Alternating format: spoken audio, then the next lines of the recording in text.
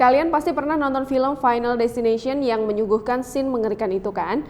Nah, ternyata yang satu ini mirip dengan adegan film tersebut, tapi terjadi di dunia nyata. Seorang wanita tewas mengenaskan setelah dirinya tersedot jendela pesawat yang ditumpanginya. Duh, kok bisa? Simak informasi berikut ini yuk. Kecelakaan tak pernah bisa diprediksi. Seperti kisah mengerikan yang dialami seorang penumpang pesawat yang berakhir mengenaskan ini. Wanita bernama Jennifer Yordan tewas dengan cara mengerikan, yakni tersedot kaca jendela pesawat yang ditumpanginya. Peristiwa mengerikan yang seperti cuplikan adegan film horor ini terjadi pada maskapai penerbangan Amerika Southwest Airlines pada 17 April lalu.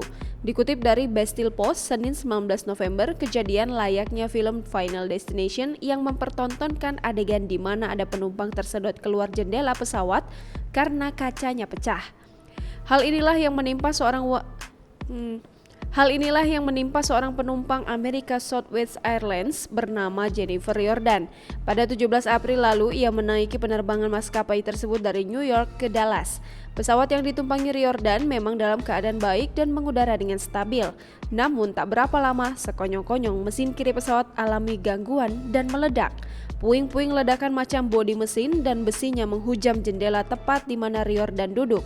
Puing-puing itu lantas memecahkan kaca jendela dan menyedot Yordan keluar dari kabin pesawat.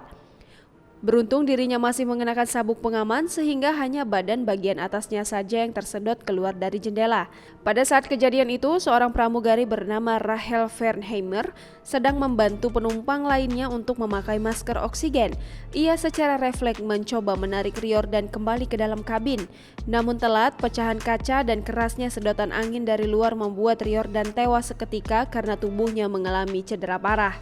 Pramugari lainnya segera melaporkan jika mesin kiri sudah rusak dan pesawat harus segera didaratkan. Pesawat akhirnya mendarat darurat di Bandara Philadelphia dan 8 penumpang terluka dan Yordan dinyatakan tewas dalam kecelakaan itu. Dewan Keselamatan Transportasi Nasional Amerika Serikat mengatakan akan terus menyelidiki kejadian mengerikan ini untuk mengetahui penyebab mesin pesawat meledak saat di udara.